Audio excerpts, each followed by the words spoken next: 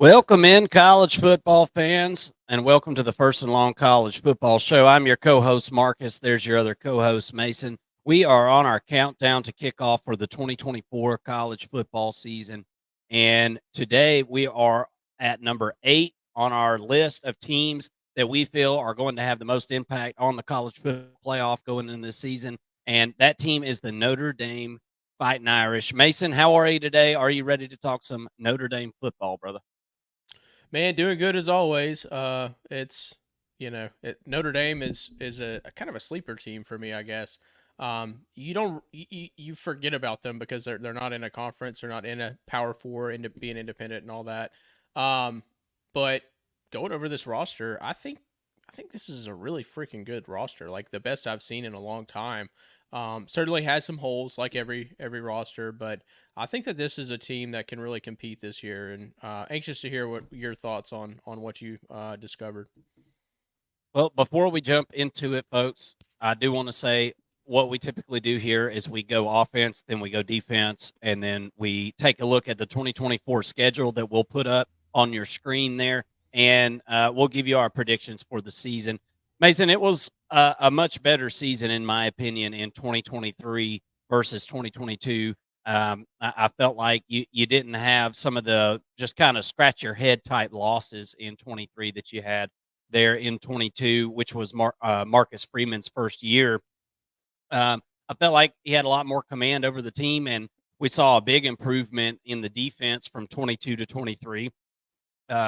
If you could see that type of improvement in the offense this year, you would certainly, without a doubt, be talking about a college football playoff contender. And I think that you probably are anyway. Not to spoil my predictions here. We'll have to kind of go game by game and look at this thing. But this schedule's tailor made, Mason. This is one of the easiest Notre Dame schedules that I've seen in years. And, I think that it comes at a time where, maybe it gives the offense a little bit of time to get its feet under it with a new quarterback. Let's get into it here. Lots of changes that have went on over on that offensive side of the ball, and that's where we're going to start this thing. We talked about Marcus Freeman and what the job that he's done so far at Notre Dame, and really to kind of get a scope of what you feel like the team's potential can be, what the ceiling can be. You really have to go back to look at recruiting rankings and transfer portal rankings over the last few years, and it really kind of paints a picture for you at the talent level that Marcus Freeman is working with there at Notre Dame. And if you look at recruiting rankings by year, going back to 2020, you got the 18th class, 21, you got the 12th ranked class, 22, 6th ranked class. So you got a top 10 class there, 23, another top 10 class, and then 24, number 11, which was on the verge of a top 10 class. So, um, you know, it, these are not guarantees. These kids are never guaranteed to come in. There's 5 stars that fall flat fall short of expectations. Happens all the time. 4 stars, same. There's 3 stars that end up going in the first round. It happens all the time. But this is a good indicator of where the team is as far as what kind of talent they're bringing into the program. And then you have to kind of use what the results that they have on the field to see how they're developing that talent. I think that Notre Dame is able to develop talent. I know it's early in Marcus Freeman's tenure. It seems as though they're able to develop what they had in the last couple of years. Let's see how they do with guys, starting from their freshman class all the way up, how they, develop those guys and get them into the positions to be successful. Transfer portal ratings. Look, this isn't a team that takes a ton of transfers. If you don't take a ton of transfers, then you're not going to be ranked, anywhere in the top 15 for sure. Number 75 in 22, number 38 in 23, and number 41 in 24. But with that being said, Mason, where they did bring in transfer was the areas of concern and areas where they needed them. And I felt like they've done a good job of that. What do you think about these numbers? We're going to kind of transition over to the offense. Tell us what you think about the offense from last year and what you think about it going into 24 as well. Yeah, I think the offense should be pretty good this year. They made some additions. It's a I've got mixed feelings about it. I really love Mike Denbrock. I think bringing him over was about as good as you could possibly do. And then I love the transfer addition of Riley Leonard, and I always want to call him Leonard Riley. He's got that weird last name first, first name last type of deal. But I really like those two additions. But you're missing Audric Estime. You're missing a couple of NFL offensive linemen. You do bring in some really good transfer portal additions in the receiving room, and I think you got a really good tight end or two, really. And that's kind of my general synopsis of the offense. I know we'll go position group by position group here in a minute, but in comparison to last year, Audric Estime kind of was the offense, that and the offensive line, and some good tight end play. But Sam Hartman kind of like soiled himself with this offense. I mean, it was bad. In comparison to the expectations, I guess. It was pretty bad. Did not like what he did for the offense. I think this year, if they're able to get the most out of Riley Leonard, right, to get him to his potential, get him at, we know what he can do in the running game, but I'm anxious to see what he can do in the passing game and to see if Mike Denbrock can just tweak his game just a little bit in one season to get his passing numbers up a bit. He doesn't have to be Jaden Daniels of last year. That's what, I mean, everybody's going to say, oh, Mike Denbrock coming over, you got a dual threat quarterback, and, this could be another Heisman campaign. I don't really see it that way. I think that Riley Leonard is very different, similar in a sense of his deep ball, but I think this is a different type of quarterback, a different archetype, but really excited to see what Mike Denbrock brings to the table. Yeah, I am too. I am very excited about it. And I definitely see the correlation between the two guys, that people are trying to make between, Jaden Daniels and Riley Leonard, of course, is what I'm talking about. But it's no secret that this was one of the best offenses in the country. I guess really technically the best offense in the country. That is LSU last year. And Mike Denbrock comes over. And I think this is a really, really good fit for Riley Leonard. But we're going to talk more about the quarterback position here in just a second. But let's get into it, because here's my beef with Riley Leonard. I love this guy. What a playmaker. Really good on his feet. I just absolutely love his elusiveness. This guy's just an absolute animal athlete. If he wasn't playing football, he'd be playing basketball. He is an absolute gifted guy. Can he make the intermediate throws, Mason? And I'm not saying can he make them at a 50% clip. Can he make them at a 60 to 70% clip?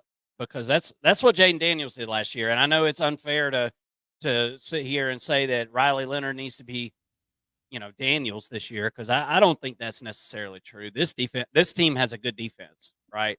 A lot different than what we saw, with Mike Denbrock at LSU last year, where they didn't have any defense at all. It was all up to the offense, right?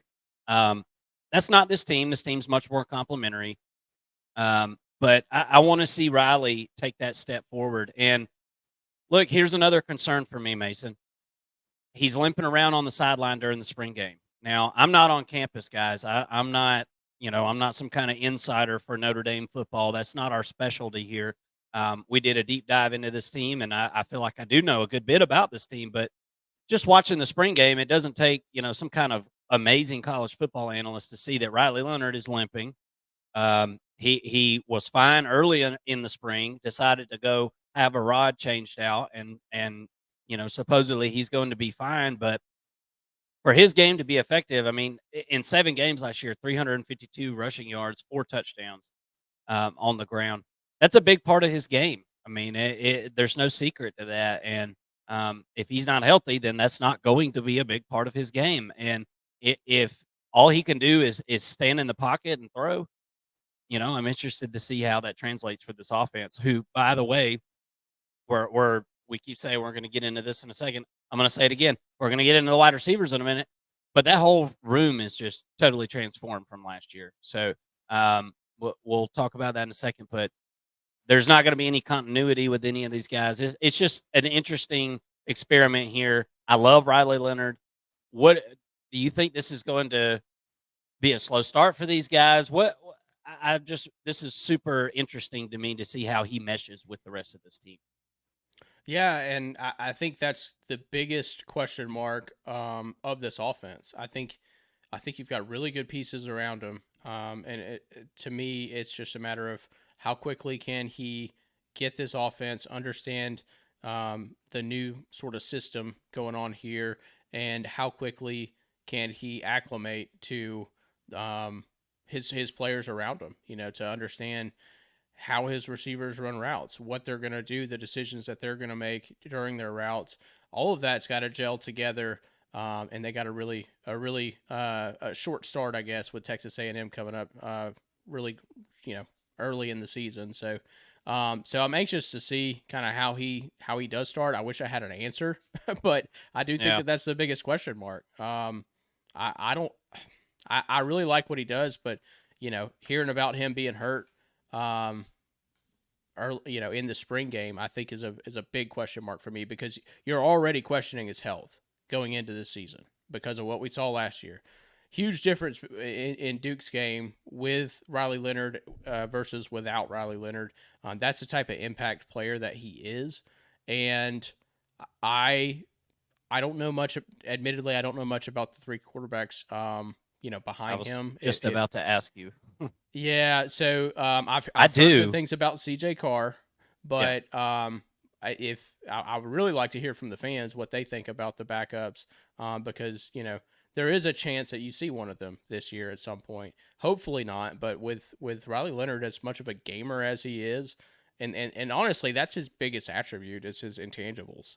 To me, Yeah. it's his tenacity, his fight, and his will to win ball games. I think he's just a winner, and I don't know how else to put that. Like if we're playing college football 25 right now, he's got like a winner attribute or something. I don't even know what you would call it, but that's his little attribute there, is the fact that he just goes out and wins, and it's really fun to watch. But you can't really point to his game and say that there's anything that he does especially well. I mean, running the football, yeah, but it's just there's something special about the guy. So if he's healthy, I think I think this is a playoff team, for sure.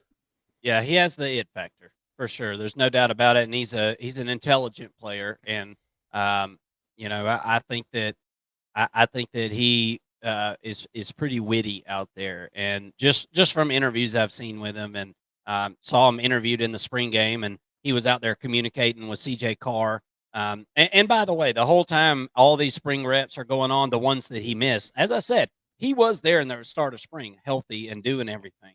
So it's not like he hasn't been healthy. He was 100% cleared, and then ended up having the surgery thing. But anyway, he was out there on the field talking to CJ Carr, coaching him up, and I was going to ask you, Mason, if you had a chance to watch these other three quarterbacks, and I did get a chance. I watched the entire spring game, and watched these guys and did a little bit of research on them. And I'm going to tell you something. This is behind Riley Leonard. Let's just take Riley Leonard out of the picture.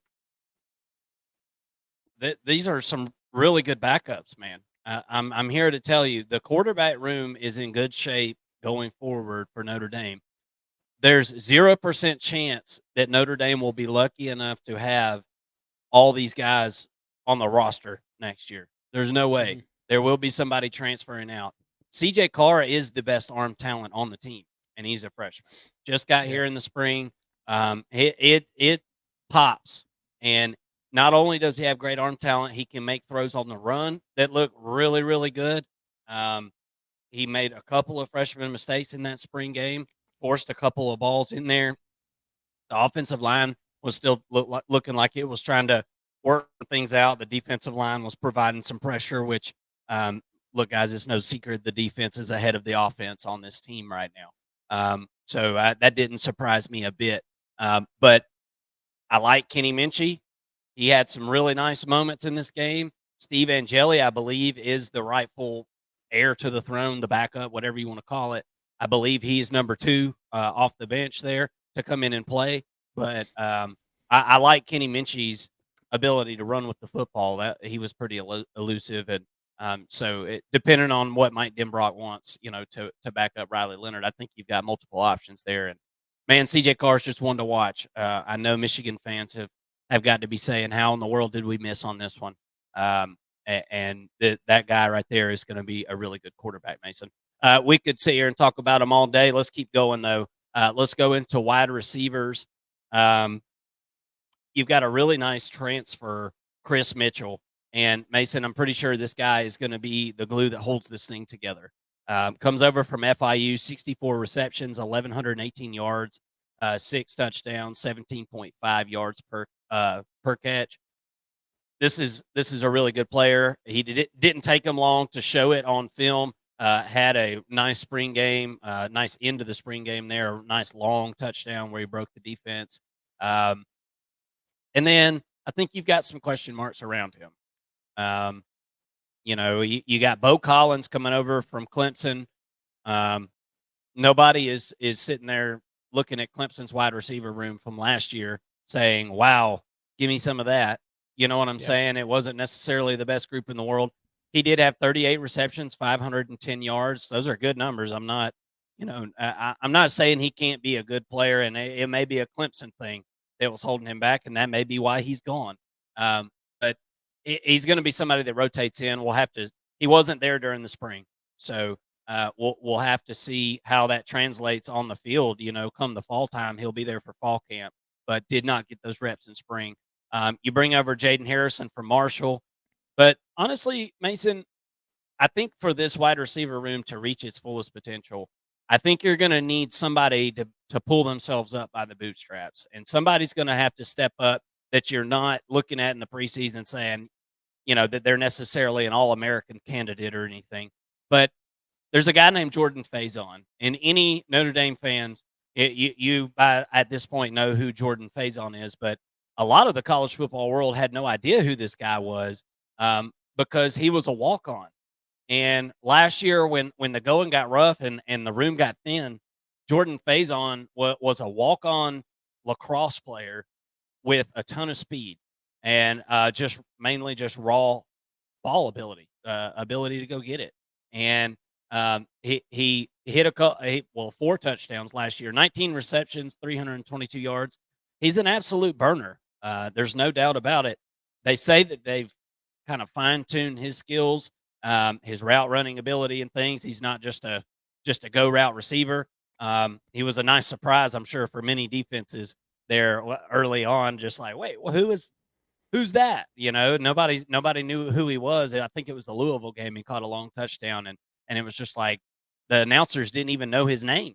Had no idea who he was. So I think that's a guy, if he can refine his ability, become more of a downfield threat, take some attention off of Chris Mitchell, and just be a guy that comes in and makes some clutch catches like he did last year, I think he could really take this wide receiver room over the top. But overall, this is a totally reconstructed group. Almost none of the go-to guys from last year are back necessarily. It's all totally revamped, and it needed to be, Mason. It was not a good wide receiver room. Despite all the scoring accolades and things, they scored a bunch of points last year, over 39 points per game. I don't know how they even did it. I really don't even understand how that happened. But with all that being said, I think this will be at least a decent wide receiver room. Not top 15 in the country or anything, but maybe top 30, top 35. And that should be enough, I believe, to be able to, run your program on this offense. And I believe in Mike Denbrock. I believe he can get it done with these guys. What do you think? Yeah, I have to agree with you, especially on Chris Mitchell. I think that he's kind of your go-to receiver this year, at least the one who pops. The guy who's got the most production and all that. Even though he comes over from FIU, so it's a step up in competition for the most part. But you see the statistics there. Another couple I want to add is 10 missed tackles for, so pretty elusive, 453 yards after the catch. And a big one here is 43 first downs last year. To put that into perspective, the player with the most first down catches on this roster last year was Mitchell Evans, and he had 24. So you're talking about an extra 20 first down catches. That's pretty productive right there. And I think that Chris Mitchell's a guy that you can trust to move the chains whenever you need a first down. And then Jaden Greathouse definitely passes the eye test. I think you watch this guy on film, and he's lengthy, he's long and lanky. He's got good length, and he's fast, good route runner. I saw him early on last year as a true freshman, and I don't recall which game it is. It was one of the first games of the season last year, and he just went off. And I was thinking, my gosh, this guy is going to be pretty special, and really thought that the Notre Dame offense was about to pop off, and things just fizzled out, and his season, statistically at least, did as well. But Jaden Greathouse is a guy who I think is going to play really, really hard this year and be a great target. Bo Collins is another one that I think kind of passes the eye test. What didn't get a ton of statistics with Clemson. I think that was a little bit more of a Clemson deal than a Bo Collins deal. So this year's going to be kind of put up or shut up for him. Nowhere to go after this. Maybe gets a fifth year after this, but I'm really high on Bo Collins. He's got good size at 6'3". He's pretty fast. He was a highly ranked and rated recruit coming out of high school, and I think that he has yet to reach his full potential potentially. So we'll see. We'll see with Bo Collins, but another guy similar to Bo Collins coming out as a true freshman, top 100 overall recruit, Cam Williams. He's going to be joining this wide receiver group, and he's certainly a guy that you could see pop. Number 84, I think, overall, according to 24/7 Sports, and hey, anxious to see what he does. At 6'2", 200 pounds, got good size, good frame on him. He may be somebody who steps in if one of these guys go down or if they're not producing like they should be. And also Micah Gilbert is another highly touted wide receiver coming into this group that could produce. They had a really good class, so there are a lot of freshmen that I'm going to be mentioning that could potentially come in and produce for this team on offense and defense. Yeah, and as I said, I think this will be a decent group, but this is a group that just kind of shelled up. Yeah, whenever the mortars were hitting all around last year, they kind of curled up in the bunker, and it was like, all right, where did those playmakers go that we had? And it's like, I mean, this is the perfect statistic to tell you what I'm talking about. So last year against Clemson, Ohio State, Louisville, and Duke, this team averaged 19.5 points per game. Yeah, that's not going to get it. I mean, that's just obvious. I mean, obviously, that's not going to get it for a team that averaged almost 40 points a game for the season. Against your top four opponents for the year, you scored less than 20 per game. On average there. So that's where you need your playmakers to step up. Jump over into the running backs, and Mason, I have completely screwed the pooch and did not include our running back slide on this slideshow here for the great Notre Dame people, but we'll just kind of have to do it old school. What do you say? Love and Price are going to be your 1-2 punch, and Mason, I'm a real big fan of Jeremiah Love. Really like this guy. Now look, there's big shoes to fill. Audric Estime. I'm not sure that any one man on this running back roster or in the running back room is going to be able to just step into his shoes and them fit tightly, right?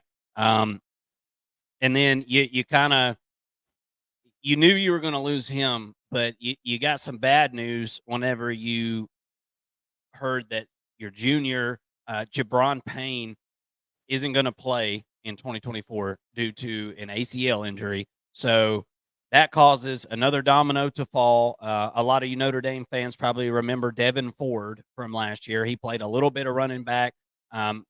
He had moved from safety and so had moved back to his original position throughout the spring to go back and play safety again. And then after this injury happened, he's back at running back. So you're going to have Devin Ford, who's going to be having to provide some veteran leadership in this room alongside Love and Price, and he will get some carries. the only way that I see that Devin Ford could be relieved of those rotational duties there at running back is if the two incoming freshman running backs, Kedron Young and Anais Williams, um, if they can come in as freshmen, both of these guys being 4-star guys, both of them being top, both of them are definitely top 300 recruits for sure. I think much better than that actually, but if these two guys can come in and lend a helping hand with Love and Price, you may be able to gain a little bit more depth back there in that secondary, which is already pretty deep anyway. We'll get into the defense here in a few minutes, but what do you think about the running back room? I didn't make the slide, but I came with the knowledge. What do you think, Mason? Yeah, like I started off with at the top of the show, Audric Estime is a tough loss. One of the more fun running backs to watch last year. Seeing him catching balls out of the backfield, big body, big boulder, just running through folks. He was very fun to watch, but I do think that Jeremiah Love can be equally as effective, just in a different way. Love is sort of the lightning, right? He's got great length. I mean, kind of a more lean type of athlete, but on 71 attempts last year at 385 yards, a touchdown, 5.4 yards per carry, 278 yards after contact, which is on 385 yards. That's a lot of extra yards. Great in the passing game, though. And I think that that's going to be a tool for Riley Leonard and Mike Denbrock to use in this offense. He ran a 10.7 100 meter. So anything sub 11 is blazing fast for a running back. That's really, really quick. I really like Jadarian Price, but I think that he kind of brings a similar element to this running back group. Maybe a little bit, of a tougher running back, I guess, but kind of the same body type. Really, the player that I think could find himself a role in this offense is Kedron Young, who comes in as a true freshman, and this guy's 229 pounds at 6 foot. Pretty beefy dude. And so my point is he adds a different element to this running back room, and I could see him getting some work. We know that freshman is a place that running back is a position that a freshman can start and or play a lot, and it's not overwhelming to pick a gap and run through it, right? Maybe we see him get some yards, get some mileage on those tires, especially late in the season, later in games as you kind of put the games away. Maybe you see him get some carries there and show what he can do, and then maybe later in the season he starts getting more opportunities in some big time games. Really excited what the 4-star freshman running back is going to bring for this team. Let's go over to offensive line, Mason, because the running back room is moot without the big boys up front. And again, this is another room, just like the running back room, where there's some big shoes to fill. Both of the tackle spots you got to fill. I feel like you bring back some continuity in the inside of this line. But you've got Charles Jaguza, something like that, 6'7", 330 pounds, sophomore. This was a highly sought after recruit. And look, that's pretty much the going rate for all of these guys right here on the screen, Mason. They're all highly touted recruits, every single one of them. And it's really just about development and which ones are going to pan out and which ones aren't. You can't have this many awesome guys in a room and all of them not pan out, right? You got to play the numbers game, and I got to figure that a few of these guys are certainly going to pan out, the ones that aren't returning pieces. You got left guard, Pat Coogan. He took that left guard spot from Billy Schrouth last year and just never relented it. And so you've got Billy Schrouth, that was the projected starter for 2023, that has scooted over to right guard. So, Pat Coogan being able to separate himself as the left guard starter, I feel like really helped this offensive line, because you get to spread some of your talented guys out and get them in places where you need them. Ashton Craig, 6'4", 308 pound sophomore. He played some last year, played in the bowl game. got some bowl game honors some way or another in that Sun Bowl that they played in last year. And then I think right tackle is really the spot where there's the most competition. And I've went and looked places and seen where Tosh Baker was the presumed starter, and then I went to other places and seen where Emil Wagner is the presumed starter at right tackle. So I think that there's still a competition going on there. It seems like to me, or maybe they're somebody needs to separate themselves a little bit more in the fall. But those are going to be your two guys that are going to kind of rotate in there, and then you return Rocco Spindler, and he provides some interior offensive line depth as well. So, and then you've got incoming freshman Gerby Lambert coming in at offensive tackle. You hope you don't see him, right, Mason? But we do like to note those highly touted freshman guys coming in each season. What do you think about this offensive line, Mason? This is a big deal for this offense. As we said, big shoes to fill on the tackle spots. This, as the line goes, the team goes. What do you think? Well, I don't really know what to think too much. You got two or one freshman starting at left tackle, even though he's a redshirt. I'm assuming that Jagusa is. I mean, I'm assuming he's ready to go. Otherwise, why would you have him in there at left tackle? As a second year guy, big guy. I mean, at 6'7", 330 pounds. I mean, both of these tackles are size. Huge, massive, yeah. 6'7" and 6'8".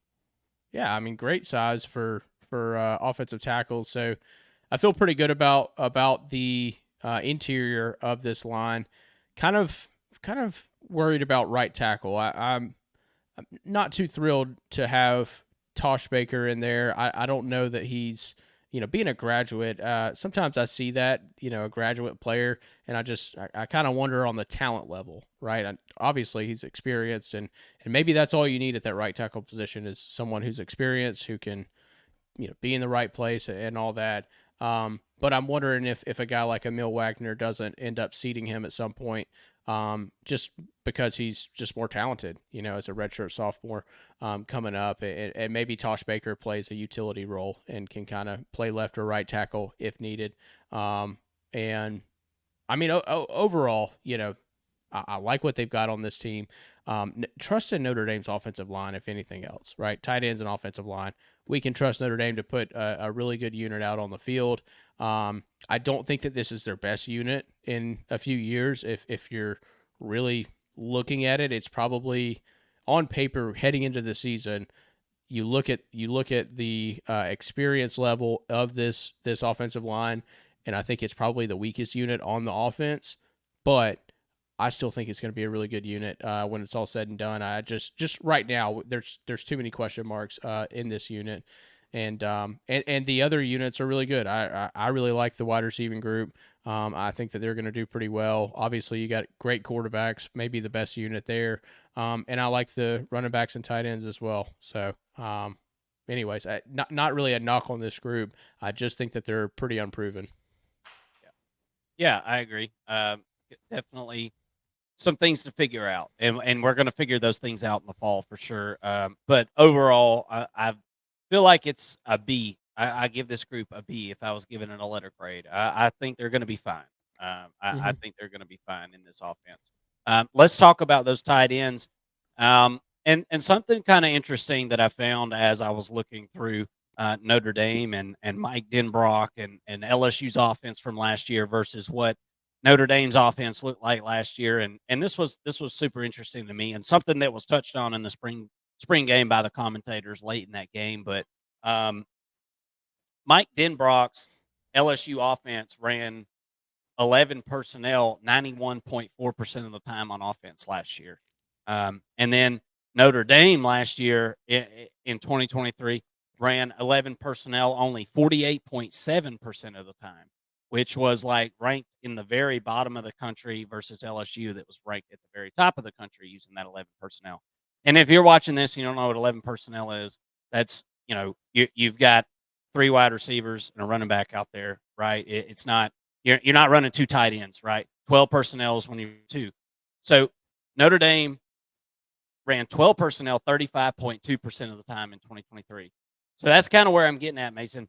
this team isn't going to go 12 personnel near as much in 2024 as they did in 2023. This is going to be a new look offense for all intents and purposes.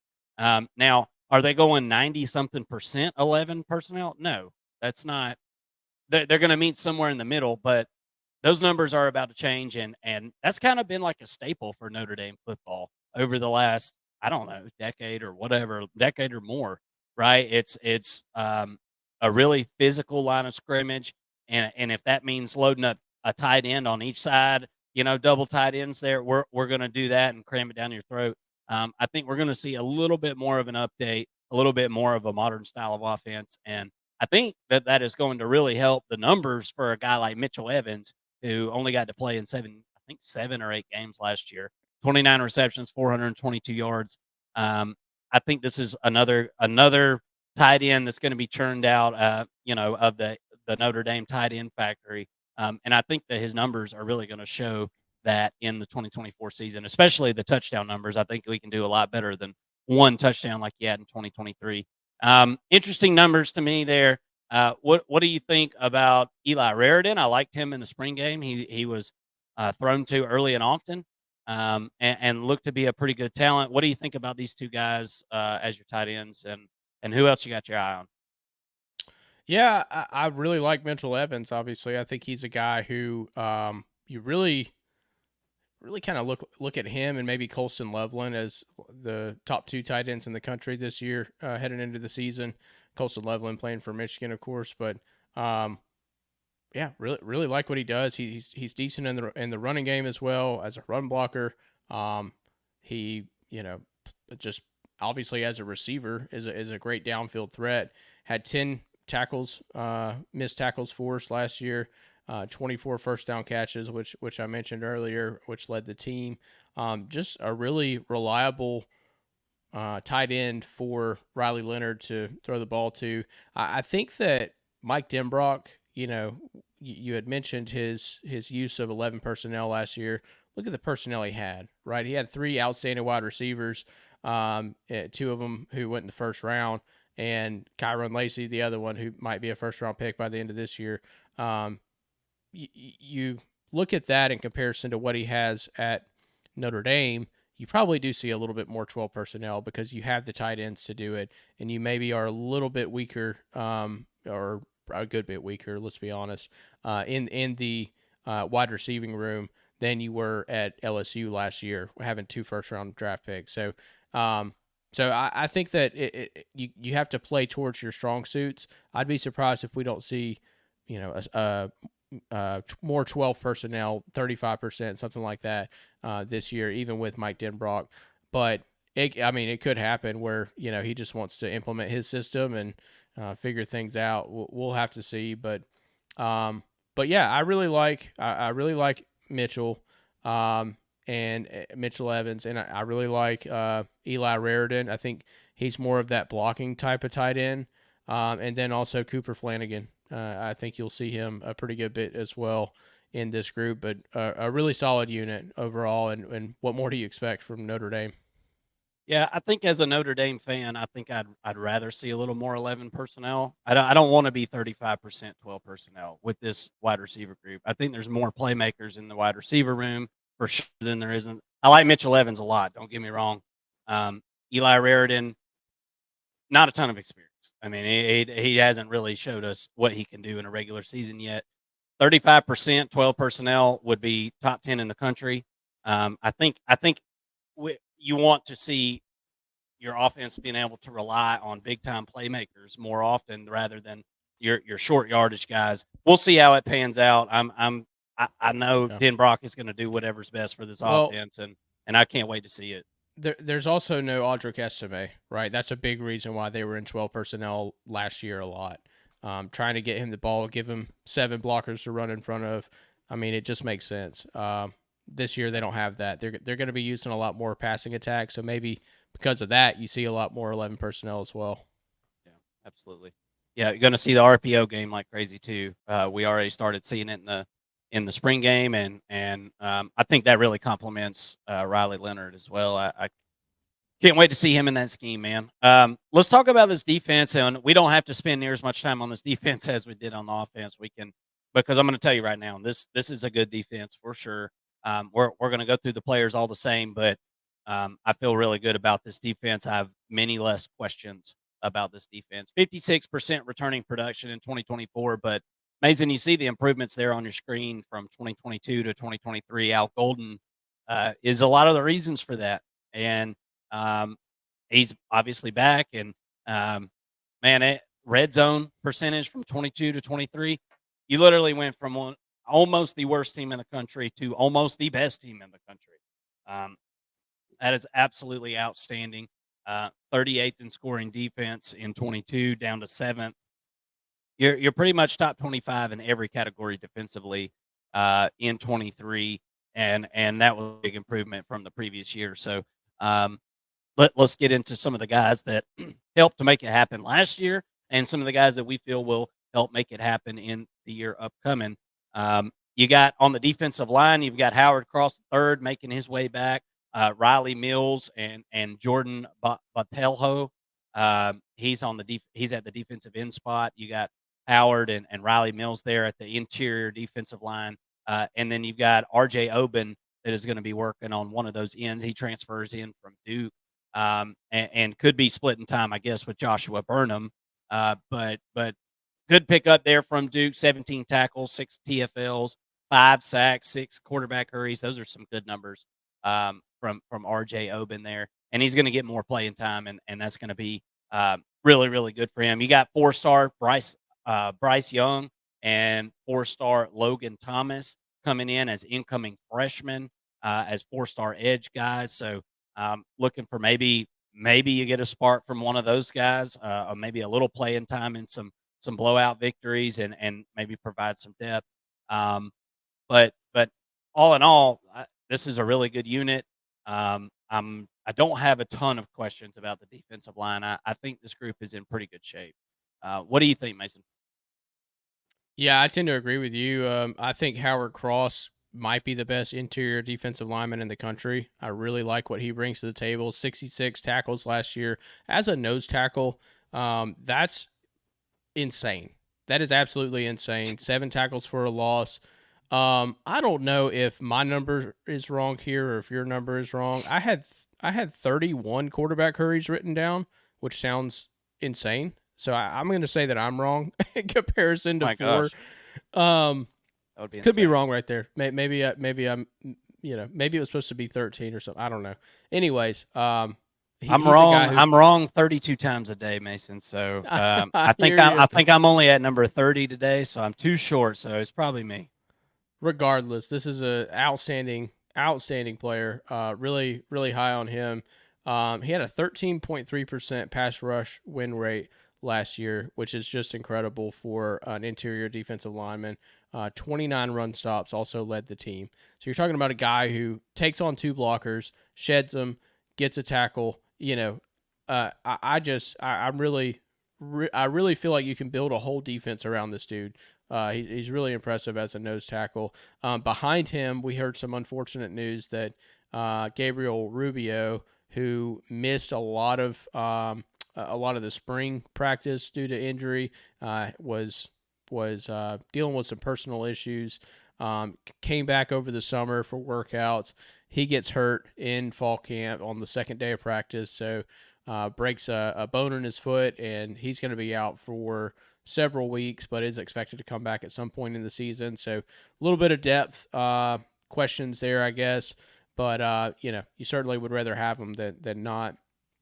But playing to the side of Howard Cross is Riley Mills, and I really like what he does too. 23 run stops last year, really getting it done for a D tackle, and a 15% pass rush win rate. So really impressive stuff there. 5.5 tackles for a loss, 2.5 sacks.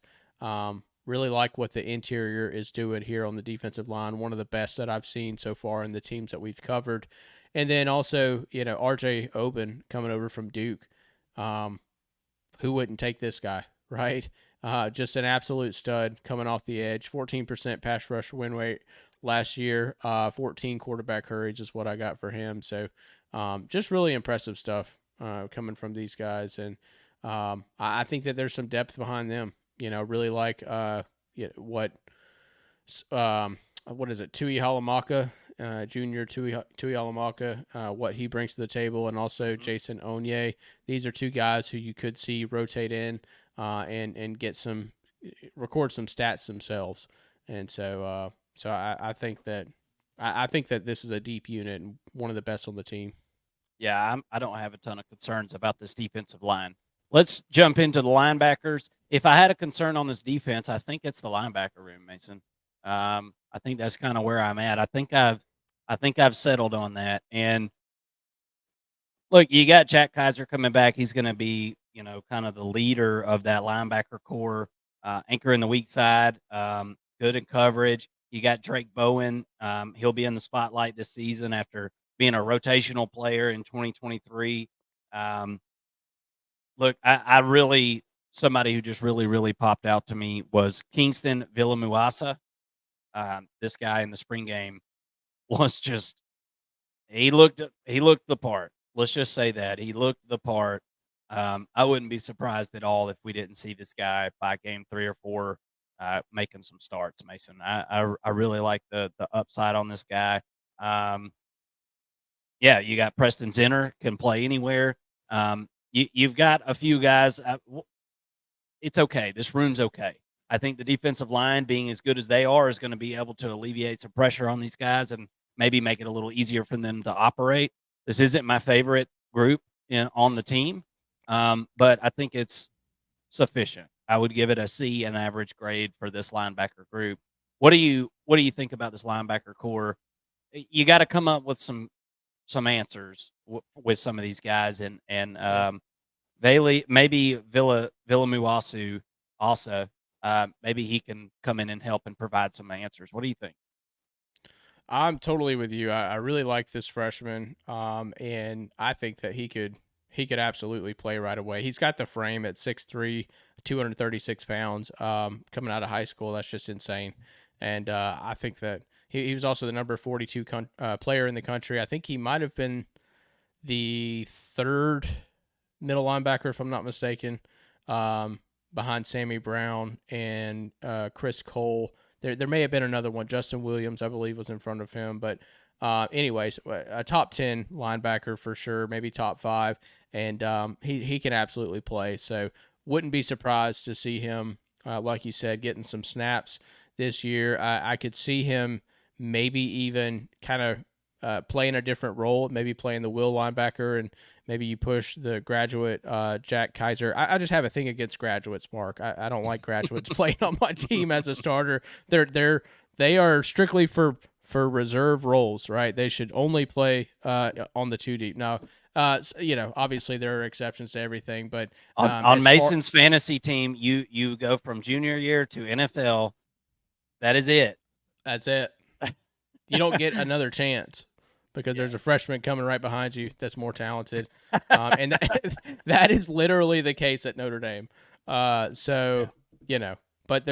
anyways, a lot of these guys really value their education too. So I understand there's a lot of graduates on this team. So I kid, but in all seriousness, this is like one of the most talented players on the defense, and he just happens to be a true freshman. So we will see him at some point this year, and I think that Notre Dame will be better once he gets in and gets acclimated. I'm not saying he's ready right now, but certainly he's passing every eye test and checking every box so far as a true freshman. But I agree with you. I think that this is probably the weakest unit of the defense, but they're sandwiched between two really good units, in my opinion. So maybe we hide them a little bit in this defense. We'll have to wait and see. Yeah. Let's jump into the secondary, man, and then we're going to take a look at that 2024 schedule. Here it is, folks. I mean, look, take a look on your screen if you're just listening. You got some really nice pieces, and where you didn't have really nice pieces, you went and got some pretty nice pieces, right? With Jordan Clark and Rod Hurd. I got a couple of guys you bring in from Arizona State and Northwestern there. So I like those pickups pretty good. Xavier Watts kind of speaks for himself, right? Benjamin Morrison kind of speaks for himself, lockdown corner in his own little realm over there on the side. We'll have to see what happens at the other cornerback position. I mean, I don't think it's set in stone that Christian Gray is going to be your cornerback one on that other side, opposite Benjamin Morrison. You got Jaden Mickey, who, if you paid attention to Notre Dame football here lately, go check out Jaden Mickey and kind of his story, and you'll kind of see what kind of family atmosphere that Notre Dame is, because that guy is a guy who just lost his mom to stomach cancer, and just really kind of leaned on his team there to take care of him, and doesn't have a parent at this point, right? So he's just a really good story, and a guy who is playing for more than just football, right? I really like this guy, Jaden Mickey, and I wish him the best of luck. And I really enjoyed looking into that story as we were digging all this stuff up. Chance Tucker is also a guy that'll provide some depth at cornerback. And then Jaden Osbury, he'll kind of rotate and compete there at nickel with Jordan Clark, who I mentioned earlier, coming in from Arizona State. I like this secondary. I think it's in pretty good shape. Maybe not quite as deep or quite as good, I guess. Maybe just not quite as deep. How about let's just leave it at that as the defensive line. But all in all, Mason, I really like this group. Benjamin Morrison and Xavier Watts are All-America watch list guys. What do you think? I completely agree. Xavier Watts is a graduate that can play on my fantasy team, so he's an absolute stud. I mean, 7 interceptions last year, led the country in interceptions with an additional 4 pass breakups, 52 tackles coming out of the safety position, 59% completed when targeted on 32 targets. Also came up and had 14 run stops. So talk about a ranging safety. I mean, Xavier Watts is the epitome of that. Very versatile player that plays the run and the pass well. Benjamin Morrison, I think he's up there with Will Johnson as the best cornerback in the country. He can definitely play. Definitely going to be a first-round draft pick once he goes out, assuming he goes out this year. 31 tackles last year, 3 interceptions for himself, 10 pass breakups. Double-digit pass breakups is tough to do, really tough to do, but he got 10 of them last year, 49% completed when targeted, and somehow opposing quarterbacks targeted this guy 51 times. I don't know why you do that to yourself. Just go to the other side of the football field, guy, because Benjamin Morrison he's a real deal. Like, he is a lockdown corner. He's sticky as can be. You do not need to target him at all. And then another guy that I like coming over from ASU is the nickel Jordan Clark. He's talk about sticky. This guy's really sticky. Had 9 pass breakups himself and on 50 tackles, playing at the nickel position. He's going to be playing really close to the football. He's a little bit undersized to me at the nickel position, but if he plays the tackle well enough, it doesn't matter how big you are. Or plays the run well enough. Excuse me. If he tackles well enough and plays the run well enough, I don't care how big you are. You can play. You can play on my fantasy defense, man. But really, I really like this unit a lot. They've got some good experience, and I know that there's some freshmen, some sophomores waiting in the wing, just itching to get their chance to play. And who knows, we may see some of them this year as well. This team returns 13 interceptions, and that leads the country in 2024 of returned turnovers through the air. So we'll have to keep an eye on that. But all in all, like I said, with the defense, I like what Al Golden has done here. The defensive line, I think, is the best group on this defense. I think secondary is a pretty close second. And then the linebackers, you got some questions, but maybe you've got enough around them to be able to buy some time, right? That would be super helpful. Let's go into the 2024 schedule, man. We don't have to wait long into the season to get the fireworks that we are craving. Going to be on the road at Texas A&M August 31st. That is going to be a raucous environment and really a telltale game for, I can think, kind of both of these programs as far as where they're at. Now, I don't think there's any reason that Notre Dame shouldn't win this football game. Let me just put that out there. Is it going to be a good football game? It probably will be. That place is going to be, as I said, if you don't know anything about Kyle Field, it's the home of the 12th man, and the reason the 12th man is about 100,000 strong, right? 100,000 plus, I believe. So that place is going to be crazy. I hope Riley Leonard is fully healthy for that one, and if he is, I think Notre Dame should be able to squeak that one out there for a really momentous win to start off the season. Then you're going to host Northern Illinois. That's a win. You're going to be at Purdue. That's a win. This team should be able to do it at once on the lines of scrimmage with Purdue, I would think. Although, we've talked some Purdue football, and they're not half bad. They're not half bad. They are improving. So you do got to watch out there at Purdue for a little bit of a look ahead, I guess, maybe, or just a game that you shouldn't have any chance of losing. You got to be careful there. Miami of Ohio, that's a win there. So you start off the season 4-0, and then you've got Louisville at home. That's going to be a tough game, Mason. And this is a Louisville beat this team last year. Defense held them under 20 points or right around 20 points in that game, as we talked about earlier in this breakdown. That's going to be a tough game. I think I'm leaning Notre Dame though, Mason. I feel like Notre Dame can win this football game. I feel like they can win on the lines of scrimmage. I feel like this defensive line can be disruptive enough. Don't hold me to it, folks. I'm going to make a prediction probably the day or two before this game gets going here, but I think Notre Dame can win that game, and then you've got a bye game there. And if you're counting at home, I've got them starting 6-0. What do you think about those first 6 games, Mason? And then take us through those last 6 and kind of what you're thinking on those, and we'll give our final predictions. Yeah, man, it's really tough looking at this entire schedule. It's a pretty simple, easy schedule for the most part. I mean, you've got some tough games. I'm not saying that they're going to go 12-0. I definitely don't think that. But they could win at all 12 games. There's not a single game on this schedule that you look at and you say, well, that's a for sure loss. And that's a good sign for the program to be in that position, because I couldn't say that about them a couple seasons ago, right? That was not the impression that I had on Notre Dame. So to me, I'm looking at Texas A&M, man, and I don't know.